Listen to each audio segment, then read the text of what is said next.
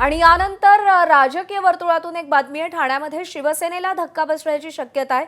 बहुजन विकास आघाडीच्या माजी महापौरांसोबत भाजप नेत्यांची खलबत झाली आहे। भाजपचे खासदार हेमंत सावरा आणि आमदार राजन नाईक यांनी राजीव पाटील यांची भेट घेतली। ठाणे विधान परिषदेसाठी राजीव पाटील यांच्या नावाची चर्चा सुरू आहे।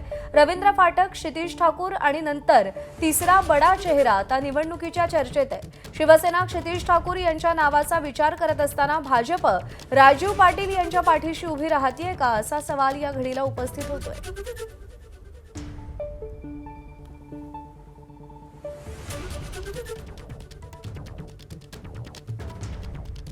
त्यामुळे बहुजन विकास आघाडीची ठाण्यात मदत घेण्याचा शिवसेनेचा मानस असताना आता भाजपनं हा एक नवा डाव टाकलेला आहे। अभिषेक मुठाळ आपल्याला अधिक अपडेट देतील। अभिषेक, ठाण्याच्या या संपूर्ण जागेसाठी कसे शहकाटशह सुरू आहेत?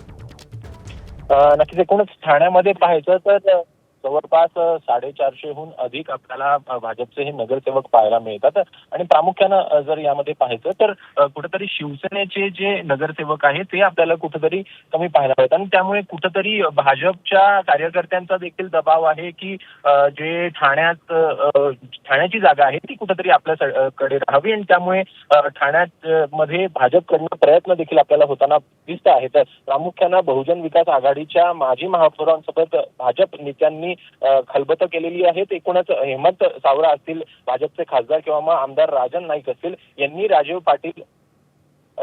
पाटील यांची भेट घेतलेली आहे। एकूणच राजीव पाटील यांच्या नावाची देखील आपल्याला कुठेतरी विधान परिषदेसाठी चर्चा ही आपल्याला आता पाहायला मिळत आहे। रवींद्र फाटक असतील, क्षितिज ठाकूर असतील, त्यानंतर हा तिसरा बडा चेहरा म्हणावा लागणार आहे ठाणे विधान परिषदेच्या निवडणुकीसाठी जो आपल्याला समोर उभा ठाकलेला दिसतो आणि त्यामुळे एकूणच दोन नावांचा विचार होत असताना तिसऱ्या नावासाठी भाजप राजीव पाटील यांच्या पाठीशी उभं राहणार का हे बघणं देखील महत्त्वाचं असेल।